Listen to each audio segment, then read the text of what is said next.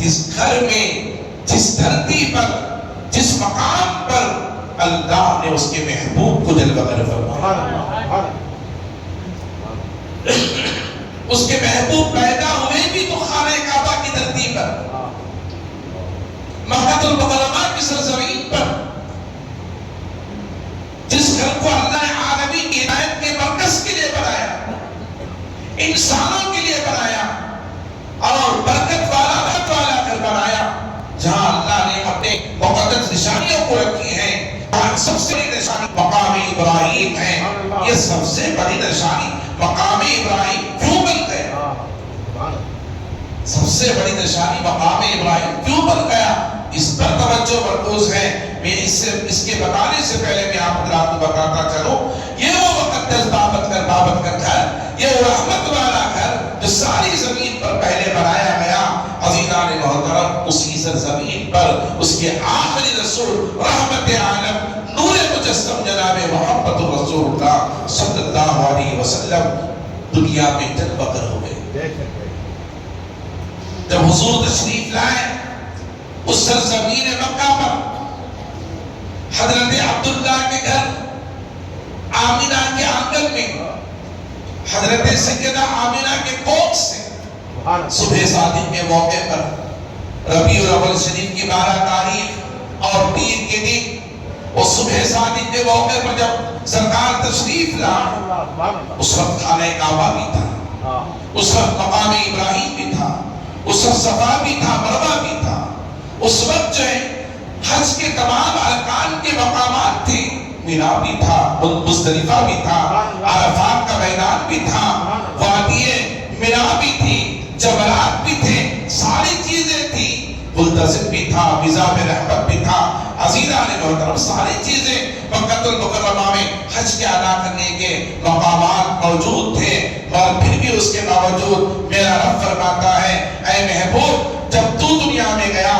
میں نے تجھے زمین پر بھیجا، اور آمینہ کے آنگن میں عبداللہ کے ظلم سے، حضرت آمینہ کے کوکھ سے میں نے تجھے مکے کی دھرتی پر جلوہ گر فرمایا، تو میرا رب فرماتا ہے اس میں تو تیرے آنے سے پہلے میں نے مکے کو رکھا ہے، ملتزم کو رکھا ہے، میزان کو رکھا ہے، صفا کو رکھا ہے، مروہ کو رکھا ہے، اور اللہ فرماتا ہے مینا کو رکھا ہے، وادی یمن رکھا ہے، اور پھر اللہ فرماتا ہے عرفات کا مقدس میدان بھی رکھا ہے۔ عزیزان محترم، میرا رب فرماتا ہے سب کچھ تو ہے، اللہ غنی، مقام ابراہیم بھی ہے، چائے زمزم بھی ہے، اور اس کے اندر حجر اسود بھی نصب کیا ہے۔ یہ ساری نہیں ہے، بلکہ حج ایک عاشقانہ اداؤں کا نام، حج ایک عاشقانہ اداؤں کا نام ہے، حج ایک عارفانہ اداؤں کا نام ہے، حج خادمانہ اداؤں کا نام ہے۔ عزیزان محترم، حج ایک عظیم عبادت ہے۔ میرا رب فرماتا محبوب سب کچھ تو میں نے رکھے ہیں، سب کچھ ہے، خانہ کعبہ ہے، حتیم ہے، اور اس کے اندر حجر اسود ہے، صفا و مروہ ہے، اور چائے زمزم ہے، مقام ابراہیم ہے، صفا و مروہ ہے، مینا ہے، عرفات ہے، مزدلفہ ہے، سب کچھ ہے۔ اے محبوب، اس کے باوجود میں تجھے جب بھیجتا ہوں، میں جب تجھے بھیجتا ہوں، تو میرا رب فرماتا ہے لا اقسم بہذا البلد، لا اقسم بہذا البلد۔ یہ قرآن کی آیت ہے، میں حدیث نہیں پڑھ رہا، اللہ کے کلام کی تلاوت کر رہا ہوں۔ میرا رب فرماتا ہے محبوب سب کچھ تو ہے، سب کچھ تو ہے، اور اس کے باوجود اے محبوب میں تجھے بتاتا چلوں، لا اقسم بہذا البلد وانت حل بہذا البلد۔ اللہ فرماتا ہے قسم ہے شہر مکہ کی، اللہ فرماتا ہے محبوب قسم ہے شہر مکہ کی۔ اللہ اس شہر مکہ کی قسم کیوں کھائی؟ اللہ نے شہر مکہ کی قسم کیوں کھائی؟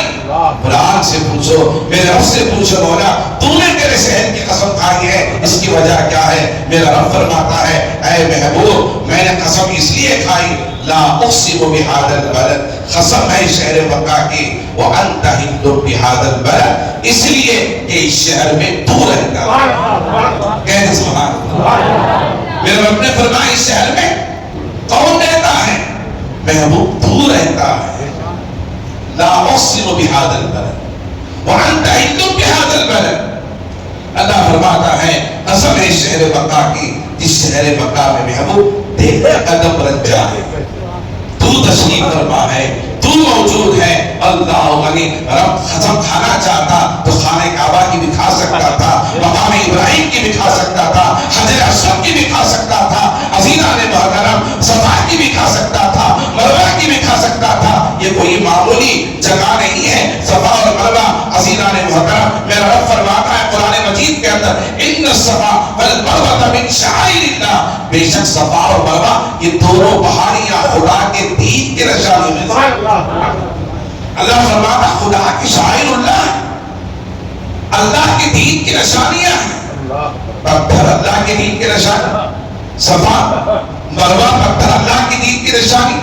عزیزان محترم کوئی کیا کسی صفا کسی پیغمبر کا نام ہے، مروہ کسی رسول کا نام ہے؟ نہیں، بلکہ صفا بھی پتھر ہے، مروہ بھی پتھر ہے۔ عزیزان محترم اور اس سے پتھر شاعر اللہ بن گیا۔ اللہ فرماتا ان الصفا والمروہ من شعائر اللہ، بے شک صفا اور مروہ دونوں پہاڑیاں خدا کی دین کے نشانیوں میں سے۔ اللہ غنی، آپ اندازہ کریں، اللہ سے پوچھو مولا تو نے پتھر کو دین کی نشانی بنا دی، پتھر کو دین کی نشانی بنا دی، صفا کو دین کی نشانی بنا دی، مروہ کو دین کی نشانی بنا دی۔ کچھ پتھر ایسے ہیں مولا تو نکال رہا ہے، کچھ پتھر ایسے ہیں جو تو نکالنے کا حکم دے رہا ہے، کچھ پتھر ایسے ہیں جن پر کھڑے ہونے کا حکم دے رہا ہے۔ بغیر اس پر گئے حج ادا نہیں ہو سکتا، بغیر اس پر گئے عمرہ ادا نہیں ہو سکتا۔ پھر ایک جگہ میرا رب فرماتا ہے وَاتَّخِذُوا مِن مَّقَامِ إِبْرَاهِيمَ مُصَلًّى، اللہ فرماتا ہے میرے بندو جب تم حج کرنے کے لیے آؤ تو حج کے ارکان میں ایک رکن ایسا بھی ہے، میں نے تمہیں مقام ابراہیم بتایا ہے۔ حج کے ارکان میں ایک رکن ایسا بھی ہے جو مقام ابراہیم ہے۔ وَاتَّخِذُوا مِن مَّقَامِ إِبْرَاهِيمَ مُصَلًّى، پوچھو خالق کائنات سے، پوچھو رب کائنات سے مولا مقام ابراہیم ہے کیا چیز؟ اے اللہ وہ تو پتھر ہے، وہ تو پتھر ہے۔ اور میرا رب فرماتا ہے اے میرے بندو پتھر تو ہے مگر اس پتھر پر کیا ہے پہلے اسے دیکھو، اس پتھر پر نشانی کس کے اسے دیکھو۔ عزیزان محترم میں آپ حضرات کو بتاتا چلوں اس پتھر پر حضرت سیدنا ابراہیم خلیل اللہ علیہ نبینا علیہ السلام کے پیروں کے قدموں کے نشان ہیں، پیروں کے قدموں کے نشان ہیں اس پتھر پر۔ اور بڑی حفاظت کے ساتھ، بڑی حفاظت کے ساتھ حکومت عرب نے اسے رکھا ہے، سونے کی جالیوں میں جکڑ کر، پولیس کے پہرے میں اسے رکھا ہے، پولیس کے پہرے میں اسے رکھا ہے۔ پولیس مقام ابراہیم کے پاس کھڑی رہتی ہے، پورے کا پورا مقام ابراہیم سونے کی جالیوں میں ہے۔ اب اسے سونے کی جالیوں میں قید کر کے سوراخ بنا کر کے تاکہ لوگ اسے دیکھیں، مقام ابراہیم کو دیکھیں، پھر دیکھ کر اس کی زیارت کریں، اس کی عبادت میں لگے رہتے ہیں۔ مقام ابراہیم کسی گھر کا نام نہیں ہے، مقام ابراہیم کسی مسجد کا نام نہیں ہے، مقام ابراہیم کسی پیغمبر رسول کا نام نہیں ہے۔ عزیزان محترم مقام ابراہیم وہ پتھر ہے جس پتھر پر کھڑے ہو کر کے حضرت ابراہیم علیہ السلام نے خانہ کعبہ کی تعمیر فرمائی۔ خانہ کعبہ کی تعمیر فرما دی تھی، اور جب تک وہ خانہ کعبہ بنتا رہا، خانہ کعبہ بنتا رہا، میں نے گزشتہ جمعہ بتایا تھا ایک بات وہ یہ کہ خانہ کعبہ کی تعمیر کا حکم ہوا حضرت ابراہیم علیہ السلام، قرآن کی آیت ہے وَإِذْ يَرْفَعُ إِبْرَاهِيمُ الْقَوَاعِدَ مِنَ الْبَيْتِ وَإِسْمَاعِيلُ رَبَّنَا تَقَبَّلْ مِنَّا إِنَّكَ أَنتَ السَّمِيعُ الْعَلِيمُ۔ یہ قرآن مجید کا آیت تھا۔ اللہ فرماتا ہے ابراہیم پیغمبر میرے گھر کی دیواروں کو بلند کر رہا تھا۔ اللہ یہ نہیں وَإِذْ يَرْفَعُ إِبْرَاهِيمُ الْقَوَاعِدَ مِنَ الْبَيْتِ وَإِسْمَاعِيلُ، ابراہیم نے خانہ کعبہ کی بنیاد کو نہیں رکھا، بنیاد کو نہیں رکھا۔ اللہ فرماتا ہے جس بنیاد پر خانہ کعبہ کی دیواریں تھیں انہی بنیاد کی دیواروں کو وہ بلند کر رہا تھا، وہ اٹھا رہا تھا۔ تعمیر کر رہا تھا کون؟ حضرت ابراہیم علیہ السلام. توجہ سے سنیں، اللہ کا حکم ہوا خانہ کعبہ کی تعمیر کریں. وَإِذْ يَرْفَعُ إِبْرَاهِيمُ الْقَوَاعِدَ مِنَ الْبَيْتِ وَإِسْمَاعِيلُ.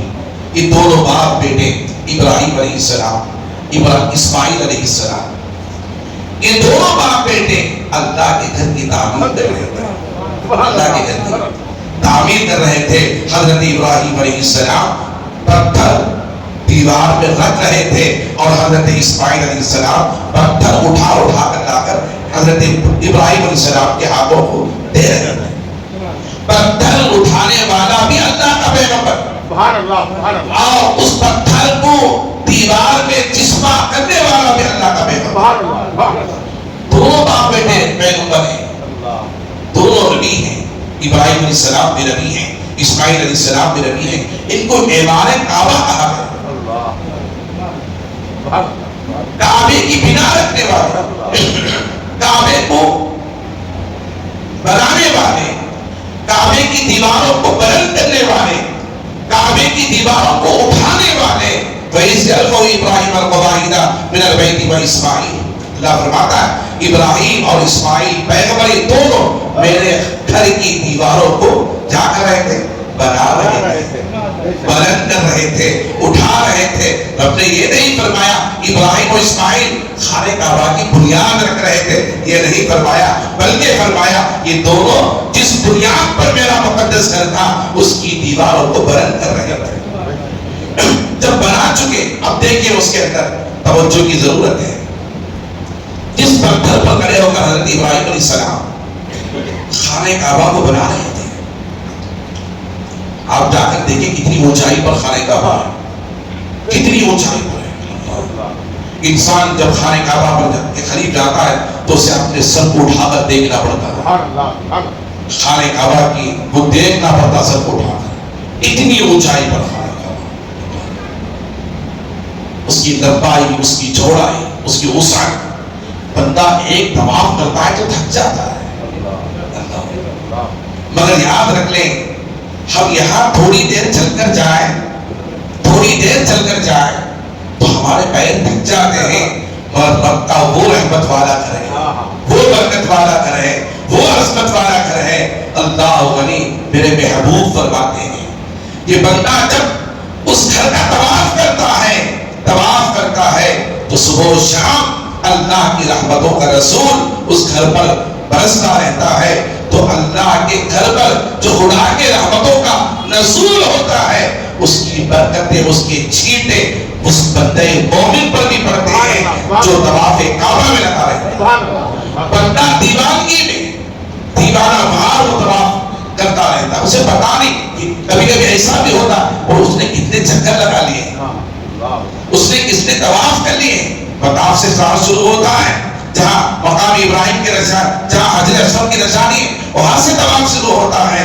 عزیزان محترم طواف کرتا ہے، ایک دیوان کی ہے انسان کے اندر دو چادروں کو پہن کر کے، دو ایک احرام جسے ہم کہتے ہیں، ایک چادر جو ہے وہ کمبل کے اوپر ہوتی ہے کندھوں پر، ایک چادر کمبل کے نیچے ہوتی ہے ٹخنوں کے نیچے تک. عزیزان محترم یہ دو چادریں پہن کر دیوانہ وار بندہ طواف کعبہ کر رہا ہے، اسے پتا نہیں کہ وہ کیا کر رہا ہے، وہ ہوش میں نہیں ہے، دیوانہ بن چکا ہے. وہ دیوانہ بن کر کے رب کے گھر کا طواف کر رہا ہے، اسے پتا نہیں چلتا وہ کتنے چکر لگا لیا ہے، کتنے قدم رکھ چکا ہے. عزیزان محترم وہ تھکتا نہیں ہے، اس لیے کہ خدا کے رحمتوں کے جلوں میں رہتا ہے، خدا کے رحمتوں کے جلوں میں رہتا ہے، وہ مقدس گھر میں رہتا ہے، وہ مبارک گھر میں رہتا ہے. میرا رب فرماتا ومن دخلہ کان آمنا، میرا رب فرماتا جو اس میں داخل ہوا وہ امن کے دائرے میں داخل ہوا. درود شریف پڑھیں اللہم صلی علی سیدنا محمد وعلی آل سیدنا محمد وبارک وسلم. صلاۃ و سلام علیک یا رسول اللہ صلی اللہ علیہ وسلم. عزیزان محترم حج اس کے محبوب بندوں کے اداؤں کا نام ہے. اس کے تعلق سے میں کل آپ حضرات کے سامنے آئندہ جمعہ میں آپ حضرات کے سامنے اس کی تفصیل رکھوں گا. مجھے آج یہ بتانا ہے جس گھر کی تعمیر کر رہے تھے حضرت ابراہیم علیہ السلام وہ گھر طوفان نوح کے موقع پر جو وہ کیا ہو چکا تھا، ڈھل چکا تھا، اس کی دیواریں بنیادی ہو چکی تھی اور نظر نہیں آ رہا تھا کہ خانہ کعبہ کہاں ہے. خود السلام کو پتا نہیں تھا، اسماعیل علیہ السلام کو پتا نہیں تھا۔ اللہ کا حکم آیا ابراہیم تعمیر کعبہ کرو، آئے اسماعیل تعمیر کعبہ کرو۔ جب مکہ پہنچے اس کے گھر کو بنانے کے لیے زمین کے برابر تھا، دیواروں کا پتہ نہیں چل رہا تھا۔ ابراہیم خلیل اللہ نے عرض کیا مولا تیرا حکم ہے تیرے گھر کی تعمیر کریں، مگر مولا تیرے گھر کی دیواریں ہم کہاں بنائیں، یہ کہاں سے کہاں تک ہیں، کہاں سے شروع ہو رہی ہیں، مولا ہمیں تو اس کا علم نہیں ہے۔ اللہ کریم تو حدیث پاک میں آتا ہے، عزیزان محترم تاریخ میں آتا ہے، میرے رب نے بادل کا ٹکڑا بھیجا، سبحان اللہ سبحان اللہ، بادل کا ایک ٹکڑا بھیجا اور وہ ٹکڑا آ کر نشاندہی بتایا کہ یہی وہ جگہ ہے ابراہیم جو خانہ کعبہ کی بنیاد رکھی گئی ہے، خانہ کعبہ کی بنیاد رکھی گئی۔ ایک بادل کا ٹکڑا رب نے بھیجا آسمان سے، اور وہ بادل کا ٹکڑا آیا اور جہاں جہاں پھرتا رہا، جہاں جہاں پھرتا رہا، حضرت ابراہیم علیہ السلام کو بتایا گیا اے ابراہیم پیغمبر یہ جہاں جہاں جاتا رہے گا وہاں وہاں خانہ کعبہ کی دیواریں، وہاں وہاں خانہ کعبہ کا حدود ہے۔ عزیزان محترم حضرت ابراہیم علیہ السلام کو دکھایا گیا، ایک بادل کے ذریعے سے ابراہیم علیہ السلام سے اس کی نشانی کو دیکھا، وہ پھر رہا تھا، وہ پھر رہا تھا۔ اللہ اکبر، آپ اندازہ کریں عزیزان محترم حضرت ابراہیم علیہ السلام نے جان لیا یہاں سے یہاں تک اس کی دیوار ہے، اس کی چوڑائی اتنی ہے، اس کی لمبائی اتنی ہے، اس کی وسعت اتنی ہے، اتنے اسکوائر فیٹ کے اوپر جو ہے یہ بنایا گیا ہے۔ حضرت ابراہیم علیہ السلام کو بتایا گیا، حضرت ابراہیم علیہ السلام دوبارہ اس خانہ کعبہ کی تعمیر کا کام شروع کرنے لگے۔ عزیزان محترم جب اس کی تعمیر چل رہی تھی، دیوار بنانے والے ابراہیم پیغمبر تھے، پتھر لا کر دینے والے اسماعیل پیغمبر تھے، دونوں پیغمبر ہیں۔ جب دیوار بلند ہوتی گئی، خانہ کعبہ کی دیوار بلند ہوتی گئی، خانہ کعبہ کی دیوار کو بلند کیا گیا تو حضرت ابراہیم علیہ السلام کے ہاتھ وہاں تک نہیں جا رہے، حضرت ابراہیم علیہ السلام کے ہاتھ نہیں جا رہے تھے۔ اللہ تو حضرت ابراہیم علیہ السلام ایک پتھر لیا، ایک پتھر لیا، اس پتھر پر کھڑے ہو گئے۔ وہ پتھر بڑا چوڑا اونچا اور جو موٹا تازہ نہیں تھا، وہ چھوٹا سا پتھر تھا۔ کیا تھا؟ وہ چھوٹا سا پتھر تھا۔ عزیزان محترم میں آپ حضرات کو بتاتا چلوں، اس پتھر پر کھڑے ہو گئے حضرت ابراہیم علیہ السلام۔ سنیں توجہ سے سنیں، چھوٹا سا پتھر ہے، اس پتھر پر ابراہیم پیغمبر کھڑے ہو گئے، کس کام کے لیے؟ بولے کس کام کے لیے؟ خانہ کعبہ کی دیوار کو بلند کرنے کے لیے، اس کی اونچائی کو، اس کی اونچائی کی بلندی کے لیے حضرت ابراہیم علیہ السلام اس پتھر پر کھڑے ہو گئے۔ اب وہ پتھر کوئی بڑا چوڑا موٹا نہیں تھا بلکہ چھوٹا سا پتھر تھا، اور یاد رکھ لیں وہ پتھر جس پتھر پر ابراہیم کھڑے تھے اللہ کا خلیل کھڑا تھا۔ اسی بات پر میں توجہ دلانا چاہتا ہوں نوجوانوں، اسی بات پر میں توجہ دلانا چاہتا ہوں، آپ کی توجہ مرکوز ہے، آپ کی توجہ کی ضرورت ہے۔ جس پتھر پر ابراہیم پیغمبر کھڑے ہو کر تعمیر کعبہ کر رہے تھے، وہ پتھر جانتا تھا اس پر کھڑے ہونے والا کوئی غیر انسان نہیں ہے بلکہ اللہ کا پیغمبر مجھ پر کھڑا ہے، اللہ کا رسول مجھ پر کھڑا ہے، اللہ کا نبی مجھ پر کھڑا ہے۔ اللہ غنی۔ عزیزان محترم وہ پتھر جانتا تھا حضرت ابراہیم علیہ السلام جب پتھر اونچائی پر رکھنے کے لیے آگے بڑھتے تو پتھر بلند ہو جاتا، پتھر بلند ہو جاتا تھا۔ ابراہیم علیہ السلام پتھر دیوار میں پتھر رکھنے کے لیے آگے بڑھتے تو پتھر وہ بلند ہو جاتا تھا۔ پھر حضرت ابراہیم علیہ السلام دیوار میں پتھر رکھتے، پھر پتھر لینے کے لیے اپنے بیٹے اسماعیل ذبیح اللہ کے ہاتھوں سے وہ نیچے آتے تو خود نیچے نہیں آتے، پتھر چھوٹا ہو جاتا، اس کی مستی ہو جاتی پتھر کی۔ میں پوچھنا چاہتا ہوں ایک پتھر ہے بے جان پتھر، نہ وہ بول سکتا ہے، نہ دیکھ سکتا ہے، نہ سانس لے سکتا ہے۔ عزیزان محترم انسان نہیں ہے، انسان نہیں ہے بلکہ ایک جو پتھر ہے، اللہ کی مخلوق ہے، نہ وہ جان سکتا ہے، نہ دیکھ سکتا ہے، نہ بول سکتا ہے، ایک بے جان چیز ہے، مگر وہ اللہ کے پیغمبر کو پہچان رہا ہے، وہ اللہ کے رسول کو پہچان رہا ہے، وہ جان رہا ہے اس پر کھڑے ہونے والا اللہ کا خلیل ہے، اس پر کھڑے ہونے والا اللہ کا محبوب ہے، اس پر کھڑے ہونے والا رب کا محبوب ہے، وہ خلیل اللہ ہے۔ میں آپ سے پوچھنا چاہتا ہوں، ایک بے جان پتھر وہ پیغمبر کو پہچانتا ہے، ایک بے جان پتھر وہ رسول کو پہچانتا ہے، وہ ایک بے جان پتھر وہ اللہ کے خلیل کو پہچانتا ہے، ہم انسان ہو کر اس کے محبوب کو نہ پہچانے، ہم انسان ہو کر اس کے محبوب کو نہ پہچانے۔ عزیزان محترم، ہم انسان ہمیں اللہ نے بنایا، لقد کرمنا بنی آدم، اللہ نے فرمایا اے انسان میں نے تجھے نوع انسانی بنا کر ساری 18,000 مخلوقات پر فوقیت عطا فرمائی، تجھے حاکم بنایا، تجھے مکرم بنایا، تجھے شرف عطا فرمایا۔ عزیزان محترم، توجہ کی ضرورت ہے، ایک پتھر ہے مگر انسان ساری مخلوق میں اشرف المخلوقات کہلایا۔ لقد کرمنا بنی آدم کا تاج اللہ نے انسان کے سر پر پہنایا، انسان کو مکرم بنایا۔ اس کے باوجود عزیزان محترم، یہ کس کا صدقہ ہے، یہ کس کا کرم ہے، یہ کس کا صدقہ ہے، توسل ہے کہ انسان کو اشرف المخلوقات بنایا، انسان کو لقد کرمنا بنی آدم کا تاج پہنایا۔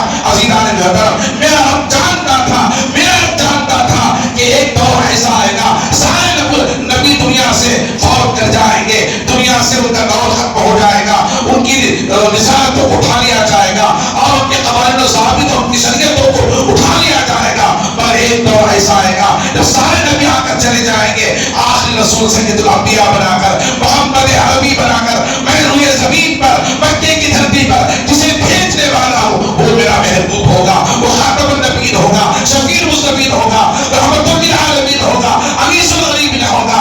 عزیزان محترم، وہ خاتم النبیین ہوگا، وہ قائم قیامت تک بھی باقی رہے گا، اس کی شریعت بھی باقی رہے گی، اس کی شریعت بھی باقی رہے گی۔ وہ پتھر ہو کر میں پوچھنا چاہتا ہوں، وہ نبی کو پہچانتا ہے کہ ان کا مقام کیا ہے، ان کی عظمت کیا ہے، اللہ کے پیغمبر کا رتبہ کیا، ایک پتھر پہچانے، ایک پتھر پہچانے۔ اور ہم انسان ہو کر اور محمد عربی کی امت ہو کر ہم حضور کے مقام مرتبے کو ناپ تول کر رہے ہیں۔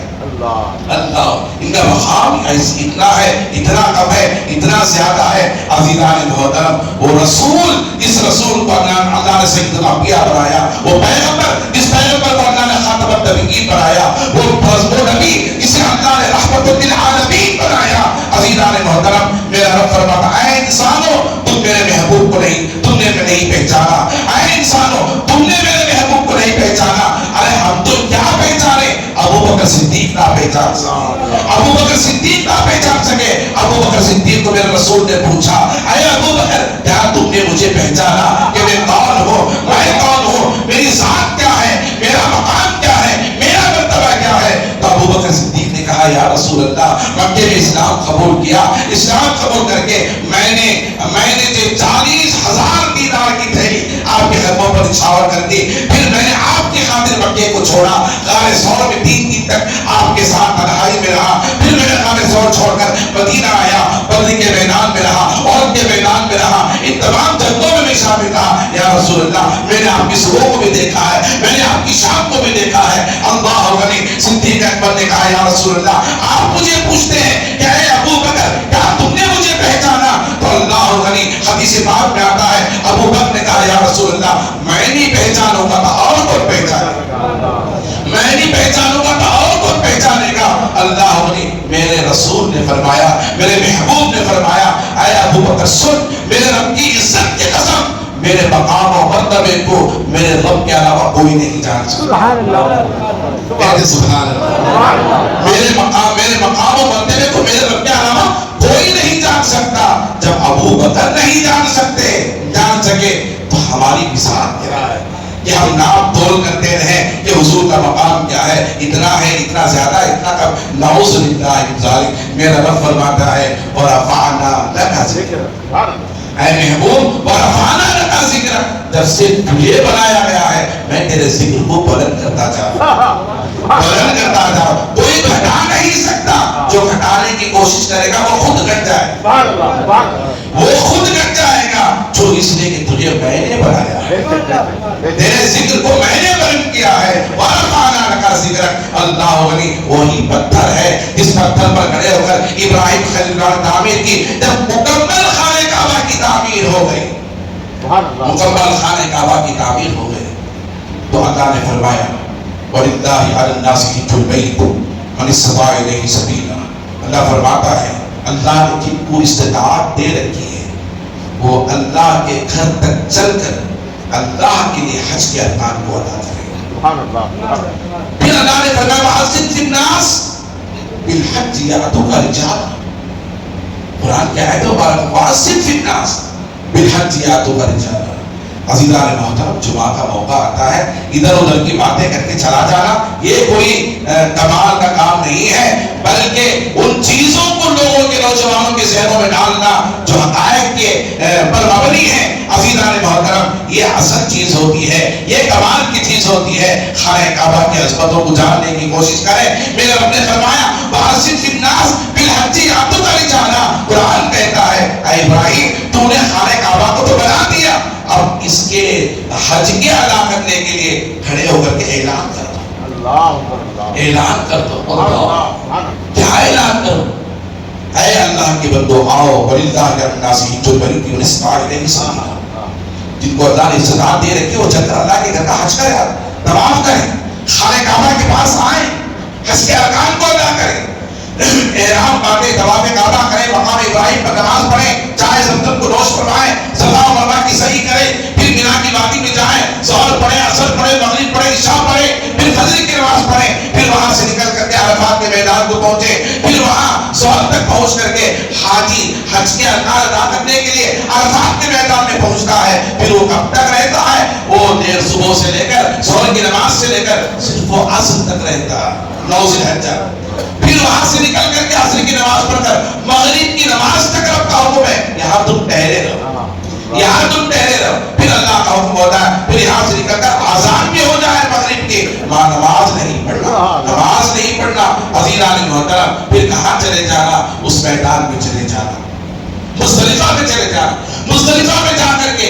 مغرب اور عشاء کی آزان دونوں ایک ساتھ پڑھنا سبحان اللہ مغرب اور عشاء کی نماز دونوں ایک ساتھ پڑھنا عشاء کا مغرب کا وقت مکمل ختم ہو چکا ہے بندہ پہنچتے پہنچتے مزدلفہ میں وہ شام ہو جاتی ہے حتیٰ کہ 10 بج جاتے ہیں 11 بج جاتے ہیں 12 بج جاتے ہیں 1 بج جاتے ہیں 2 بج جاتے ہیں میرا رب فرماتا تم جس وقت بھی پڑھو مگر مغرب کی نماز عرفات پہ نہ پڑھنا اس لیے کہ میرا محبوب نے مزدلفہ میں مغرب ادا